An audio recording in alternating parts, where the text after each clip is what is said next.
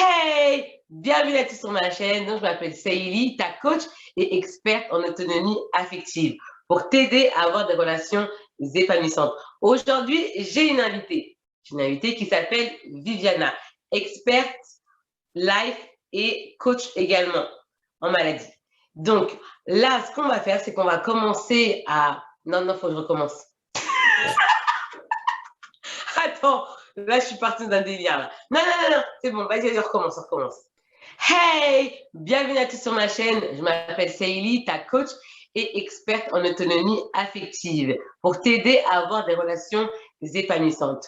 Aujourd'hui, je ne suis pas toute seule, comme tu peux le remarquer. J'ai quelqu'un juste ici, voilà, du nom de Viviana, qui est experte life et love, renaître de ses cendres après la maladie. Donc aujourd'hui, je vais l'interviewer pour que vous puissiez la découvrir et découvrir son parcours qui, j'en suis sûre, pourra aider beaucoup de femmes.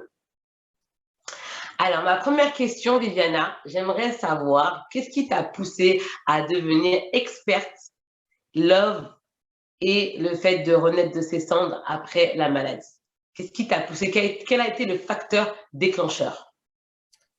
Alors, faut savoir que j'ai... Donc, bonjour tout le monde. Faut savoir que j'ai un parcours de vie atypique. Et en fait, depuis toute petite, inconsciemment, j'adorais aider les gens. À l'adolescence, j'avais facilement des filles qui venaient vers moi demander des conseils love. Et tout ce que je donnais, en fait, arrivait à la personne. Et peu à peu, par rapport aussi aux expériences de vie, faut savoir que je suis thérapeute aussi, donc j'ai un cabinet. Et je reçois à mon cabinet pour tout ce qui est massage, nutrition, réflexologie. Et en fait, au fur et à mesure, j'attirais à moi des personnes qui avaient besoin d'aide, tant par rapport à un parcours médical, tant aussi au niveau personnel, au niveau surtout beaucoup la dépense affective. Et en fait, peu à peu, j'ai commencé à adapter en fait mes accompagnements pour aider la personne à se libérer de toutes ces difficultés de la vie. Par exemple, pouvoir accepter une maladie, pouvoir aller au-delà de la maladie, pouvoir la comprendre, pour ensuite faire le deuil, pour tout ce qu'elle œuvre, se rendre compte qu'en fait, le partenaire est quelqu'un de toxique, se rendre compte qu'en fait, la personne mérite mieux, qu'elle n'est pas la maladie, que la maladie, c'est juste une option, parce que c'est vrai que la société met facilement sur nous l'étiquette de malade. Et tout ça, en fait, a fait que comme j'ai eu un parcours de vie médicalement parlant très difficile, on dirait pas comme ça, mais oui, très difficile. Faut savoir que j'ai été opérée 4 fois à cœur ouvert et j'ai connu aussi la mort et je suis revenue plusieurs fois de l'au-delà. C'est pour ça aussi que peu à peu, je me suis dit, ben, je vais écrire un livre.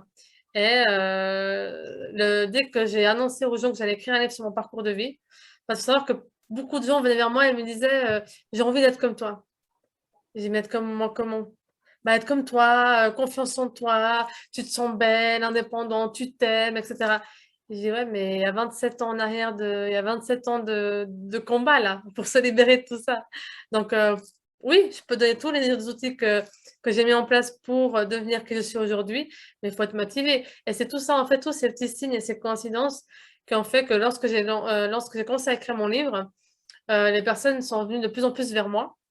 Et je me suis rendu compte que l'ampleur que j'avais au cabinet, je me suis dit, mais en fait, c'est tout ce que je dis comme conseil, c'est tous les outils que je donne, ça marche. Pourquoi, en fait, je recevrais qu'une personne à la fois et je ne créerais pas, en fait, une chaîne YouTube pour partager au monde entier, en fait, ces outils et que tout le monde puisse bénéficier. Alors voilà, d'où est né Expert Live Love, parce que je suis expert dans la vie. Enfin, j'ai connu la mort, et je suis revenue, donc je connais la valeur de la vie. Et expert dans le love parce que j'ai réussi à aller au-delà de la maladie, au-delà de toutes les relations toxiques, y compris par rapport aux proches, par rapport à la cage dorée, par rapport à tout cet aspect-là. J'ai tout analysé, j'ai fait vraiment un travail d'introspection sur moi pour me libérer de tous les principes qui ne sont pas les miens, de toutes ce que la société a dicté et banalisé. Et je suis allée contre tout ça. Notamment, vous verrez, il y a plein de vidéos que personne n'ose en parler, de sujets très, très, on va dire, hard. Moi, je l'ose parce qu'en fait, on mérite de vivre et on mérite d'être aimé pour ce qu'on est. Donc voilà le pourquoi j'ai créé ma chaîne pour vous accompagner, aller au-delà de la maladie, pour trouver la vie et l'amour. Voilà. Merci. Alors, ma seconde question est la suivante. Comment décrirais-tu ta chaîne? Ma chaîne est la vitrine de mon livre. J'ai conçu ma chaîne comme une série télévisée, comme Netflix. Vous avez la première vidéo qui est un teaser, donc la bande-annonce de ce qui va se passer. Et petit à petit, en fait, il y a des chapitres. Je vais pas vous spoiler, je vais pas vous spoiler quand même, mais le début, je peux vous le spoiler. Où les 2 premières vidéos, je me présente. Je présente ma chaîne, d'où je viens, dans quel but je fais ma chaîne. Et ensuite, chaque semaine, vous avez 3 vidéos qui vont traiter des différents aspects de la vie. Alors, certes, certaines vidéos sont plus ciblées par rapport à la maladie, mais les conseils qui sont dedans sont valables pour toute autre difficulté dans la vie. Vraiment. Du coup, c'est une chronologie d'événements qui sont reliés en fait au chapitrage de mon livre qui va sortir d'ici septembre. D'accord. Je voulais savoir, quelle est la valeur la plus importante pour toi? Le respect. D'accord. Est-ce que tu pourrais approfondir, s'il te plaît? Pour moi, c'est C'est-à-dire, important, pour moi, c'est important dans la vie de se faire respecter parce que le respect, c'est le maître mot. Disons que pour moi, la valeur, c'est les 2 mots, c'est respect et amour. Pour moi, dans la vie, il faut se faire respecter pour qu'on se... Comment expliquer ça? J'ai tout qui fuse en même temps dans la tête. Le respect, pour moi, c'est la clé de tout, comme pour l'amour. Faut mettre de l'amour en tout pour avoir la réussite.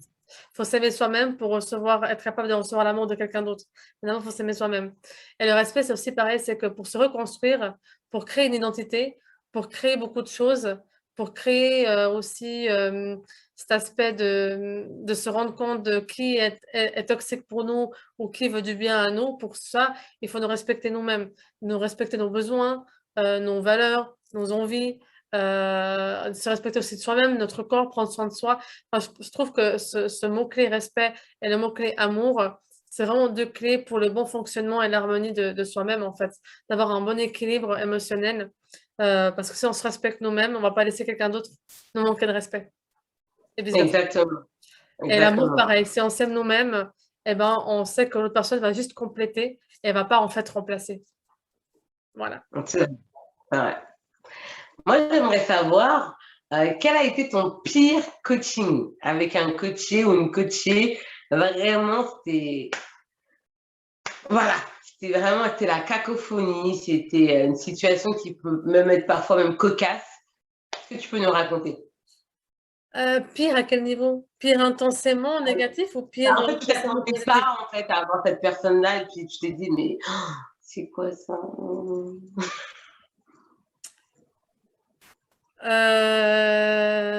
Wow, il y en a beaucoup, hein.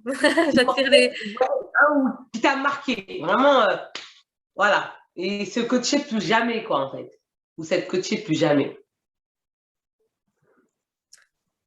J'ai pas eu de coaching négatif, en fait, c'est ça, j'arrive pas à trouver. Nous, on veut du croustillant. Sur ma chaîne, on veut du croustillant. On aime quand c'est comme crunch.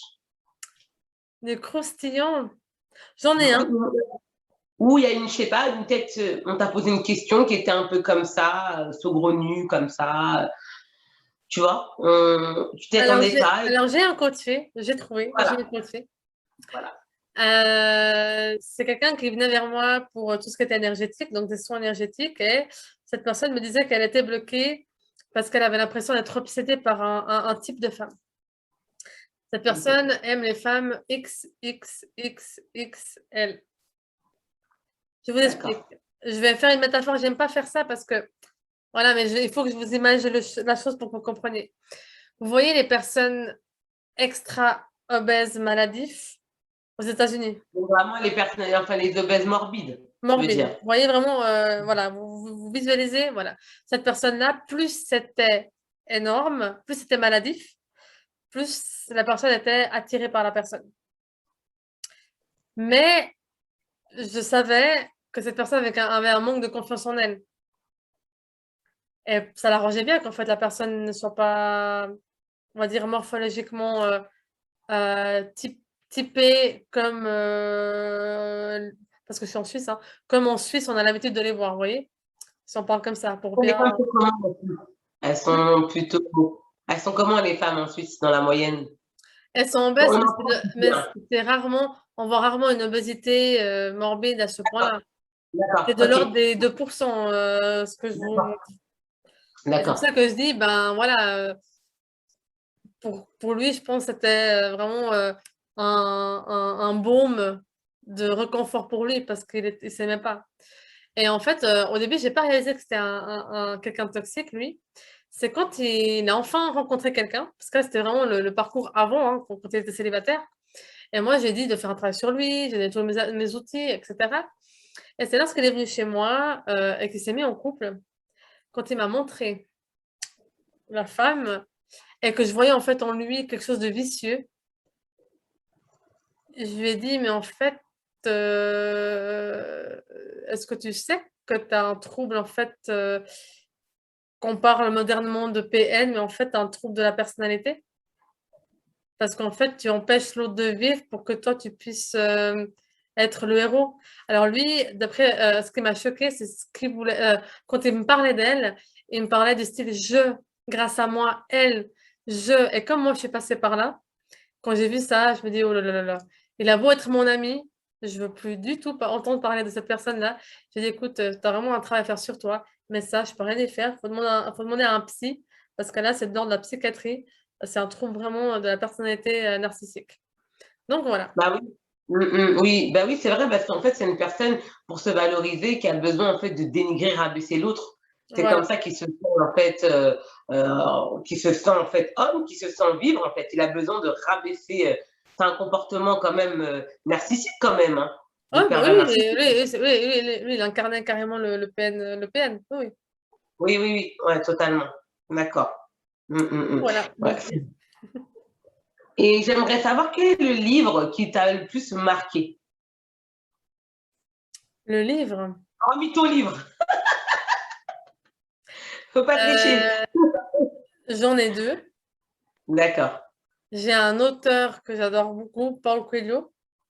Oui. L'alchimiste, j'en suis sûre. Non, Ah, ah, ah, ah. 11 minutes, D'accord. qui parle d'une prostituée qui vient en Suisse sans savoir qu'elle vient pour la prostitution.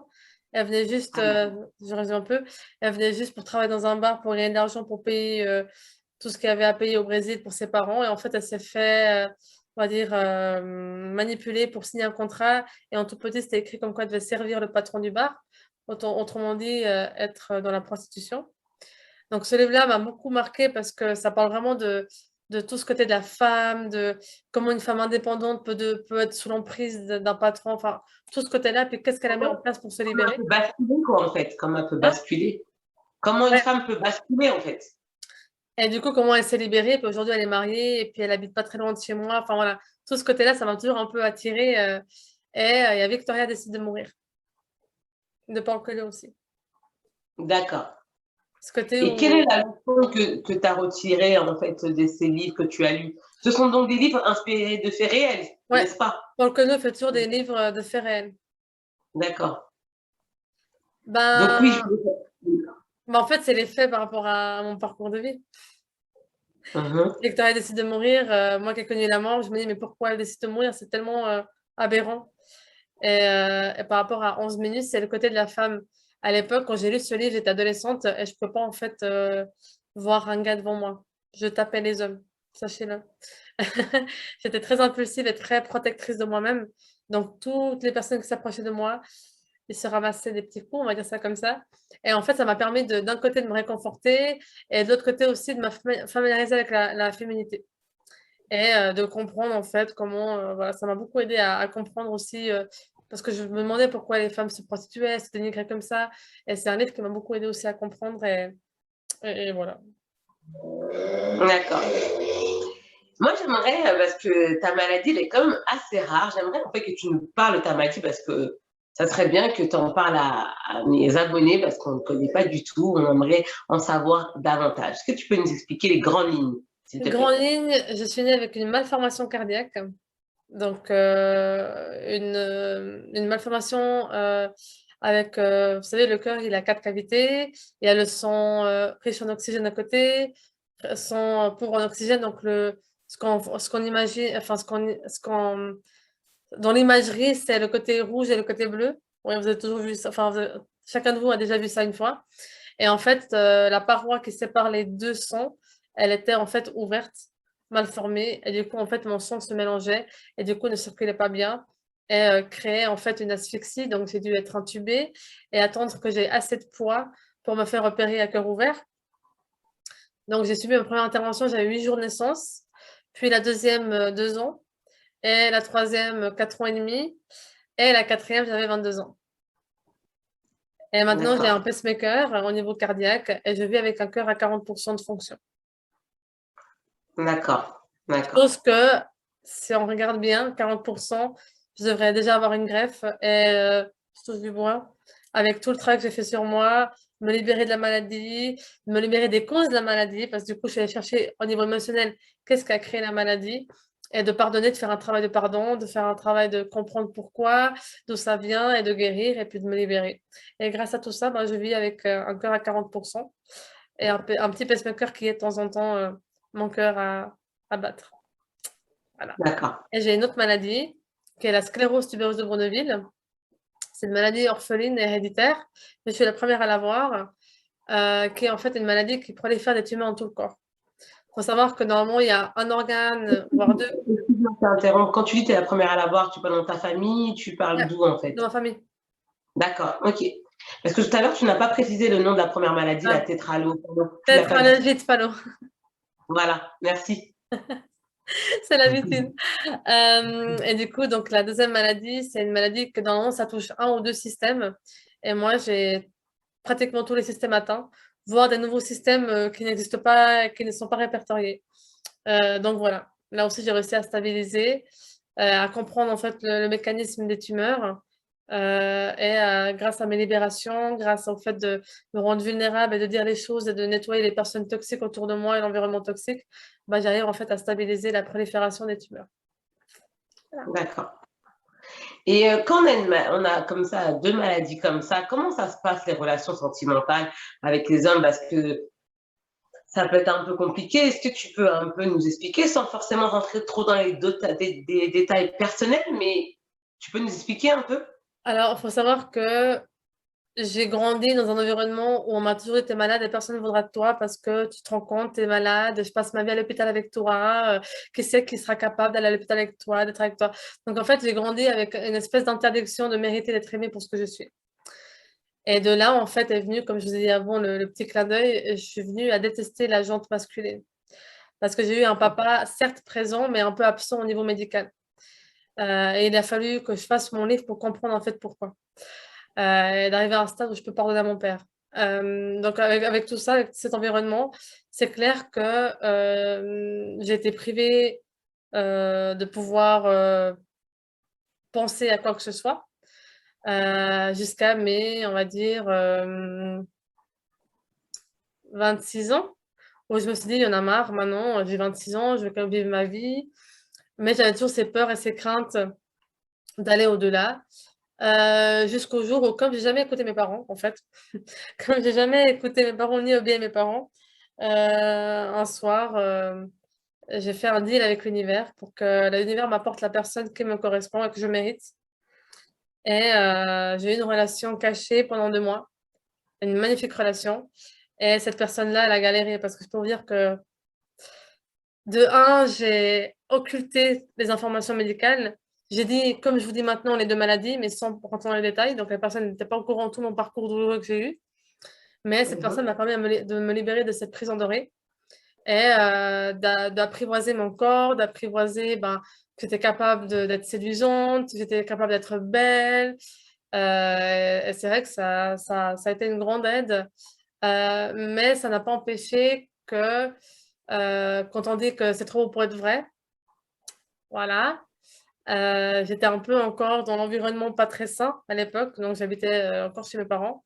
Et en agissant sous impulsivité, j'ai rompu avec la personne, malheureusement.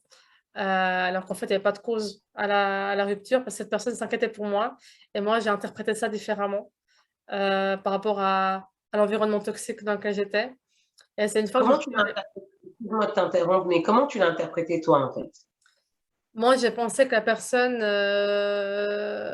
se moquait de moi, ne me croyait pas que j'étais à D'accord. l'hôpital. D'accord. C'était les circonstances à l'hôpital. Et en fait, la personne Mhm. était inquiète parce que de un, Mhm. en fait, je me dis, mais comment. C'est normal qu'ils soient inquiets parce que de tumeur, je passe à kyste, de kyste, je passe à abcès. Enfin, en fait, j'ai donné plein de diagnostics possibles parce qu'en fait, cette personne m'a dit, ben, tiens-moi au courant de ce qui se passe à l'hôpital. Et moi, en fait, j'étais très authentique, donc j'ai dit ce qui se passait, mais j'ai pas réfléchi qu'en fait, je lui ai jamais raconté les conséquences de la maladie, en fait.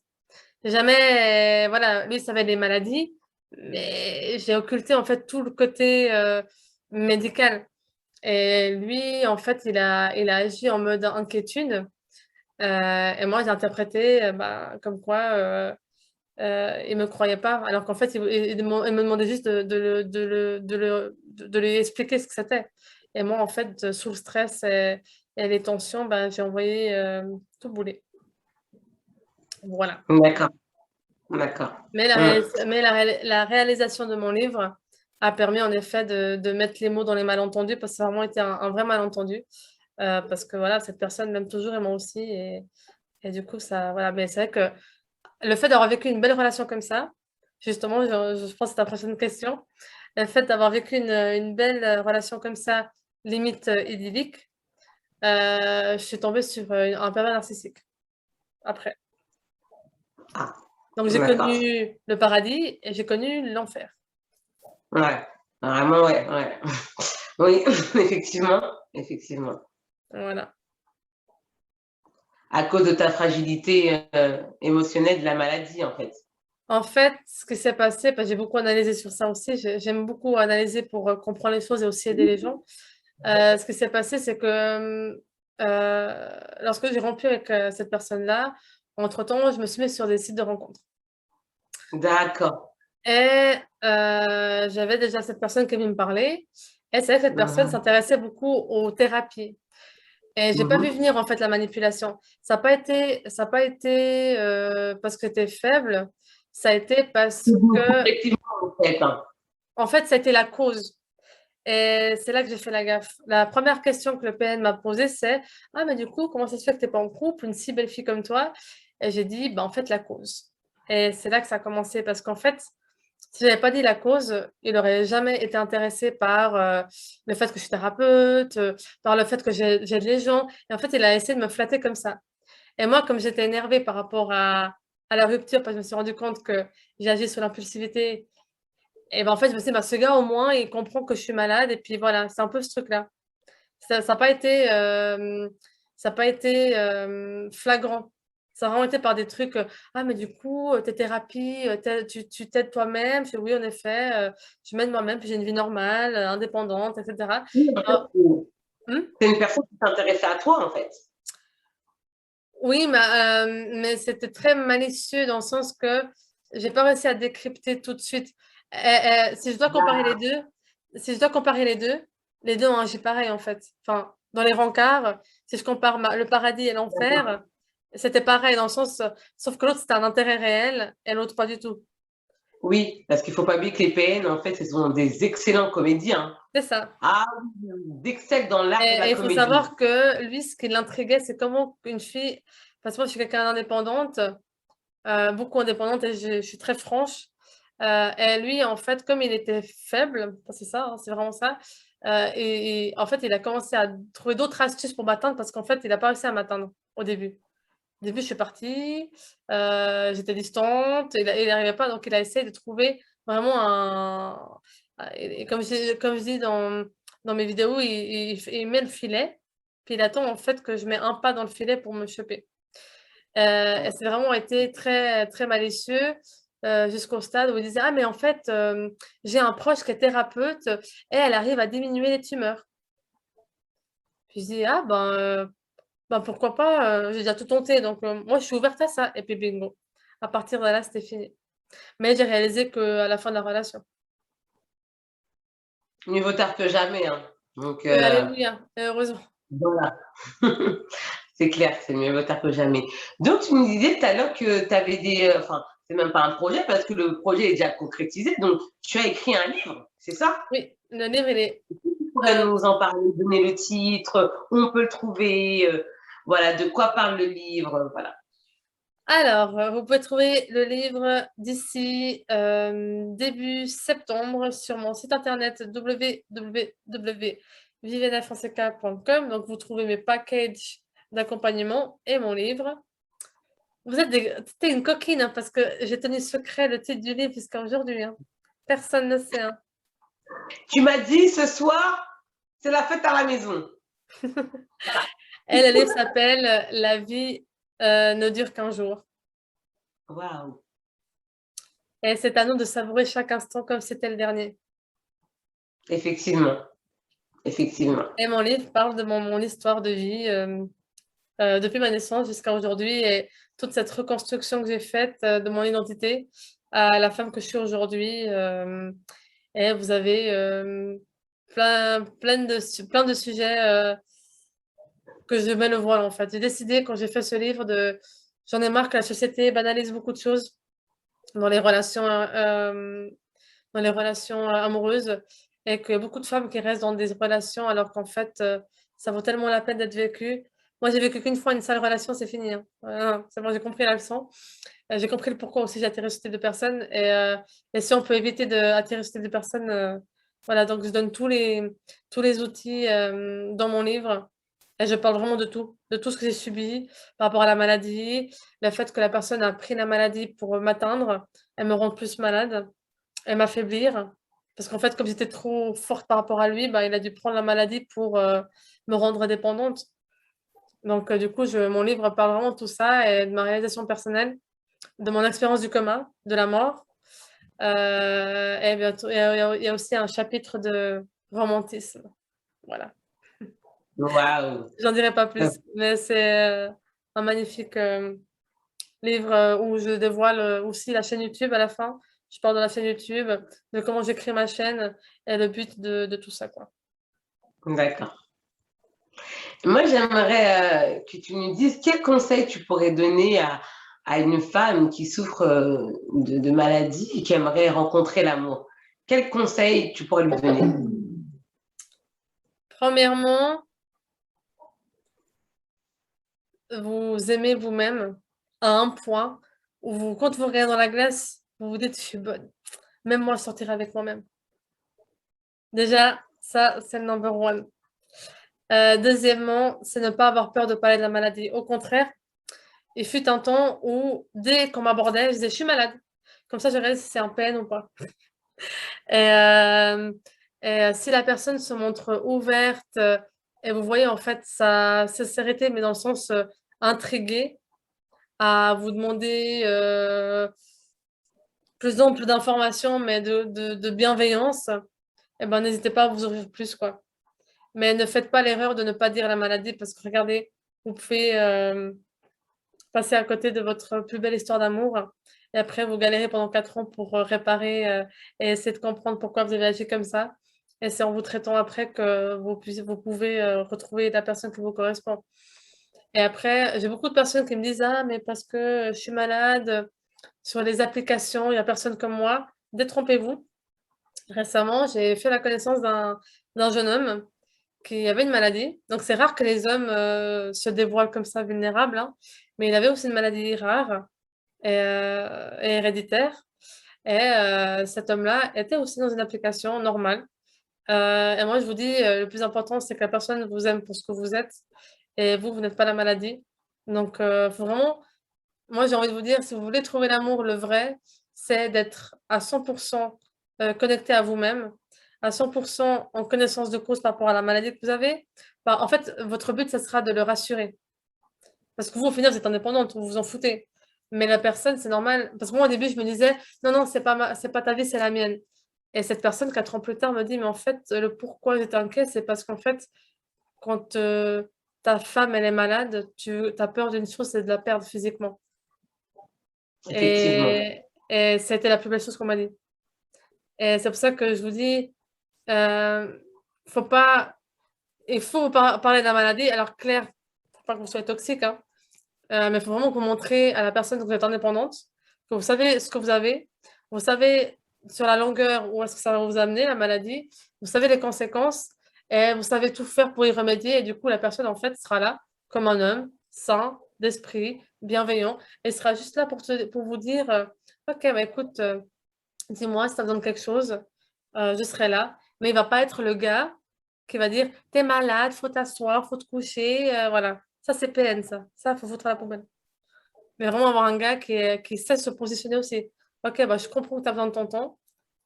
Quand, par exemple, on a des mauvaises nouvelles, hein, mais tu sais que je suis là et je suis là pour t'accompagner et je suis là pour ce que tu as besoin. Voilà. Et soyez heureuse, quoi. Lancez-vous dans le vide. Moi, j'aimerais terminer par une dernière question. Et j'aimerais que tu nous partages ton atout de séduction principal. Quel est ton atout qui fait craquer? Physique ou comportement? Que tu veux. Ah, d'accord, bah, écoute, physique et aussi, en fait, de ta personnalité, un truc qui se voit pas aussi. Voilà, les deux. Ça y est, je t'ai eu. Alors, physique, j'ai mes yeux. C'est un vrai D'accord. miroir de l'âme. Chez moi, je peux pas mentir. Ça se voit tout de suite. D'accord. On lit chez moi comme un livre ouvert. Donc, ouais, mon regard est... Voilà, ça je sais. Et au niveau comment draguer quelqu'un, comment séduire, c'est justement ne pas se montrer disponible. D'être là, mais de Ça, pas être là. ça serait pas plutôt une technique. Moi, c'est un atout, en fait, un atout de ta personnalité. Mon atout, c'est que je vais m'intéresser, enfin, c'est aussi une technique, mais c'est inné chez moi, c'est que je vais m'intéresser à la personne. Donc, tu es une femme altruiste qui t'intéresse à l'autre. Voilà, et ça, c'est un secret. Les hommes n'aiment pas que les femmes sachent ça, mais les hommes adorent quand les femmes s'intéressent à eux. C'est vrai, Là, vous marquez plein de points, là, les filles. c'est vrai, c'est vrai, c'est vrai. De Parce que façon justement, subtile, c'est vrai que justement, bien. une femme bien et saine d'esprit va avoir cette intelligence émotionnelle que eux ils adorent. Si vous voulez attirer un gars bien, soyez comme ça. Et au contraire, une femme trop dépendante qui ne s'intéresse pas à l'autre personne et qui parle que d'elle, vous allez atterrir de la merde. Voilà. Merci Viviana pour ce Et merci à toi, témoignage. Chérie. Au plaisir. Et puis n'hésitez pas à visiter ma chaîne. Et vous verrez plein de Si vidéos. vous la retrouvez, vous avez sa chaîne. Vivi renaître de ses cendres après la maladie. Et vous allez y trouver aussi des vidéos sur comment attirer l'homme de nos rêves, de vos rêves, et comment justement comprendre son partenaire ou sa partenaire. J'ai vraiment fait exprès des vidéos pour que si vous êtes en couple, votre partenaire puisse vous comprendre. Parce que des fois, nous, on a un comportement un peu bizarre parce qu'on s'isole et puis on ne veut pas trop embêter l'autre. Et c'est vraiment, j'ai voulu faire des vidéos pour que votre partenaire puisse vous aider sans, sans que vous, voilà, sans qu'il vous oppresse ou vous embête, quoi. Donc voilà, vous êtes les bienvenus sur ma chaîne. Et puis, bah, n'hésitez pas à visiter mon site internet, vous trouverez plein d'articles et puis les vidéos qui vont avec. Et le livre. Merci à toi Viviana. Merci beaucoup. Ciao. Ciao, à bientôt, à tout bientôt.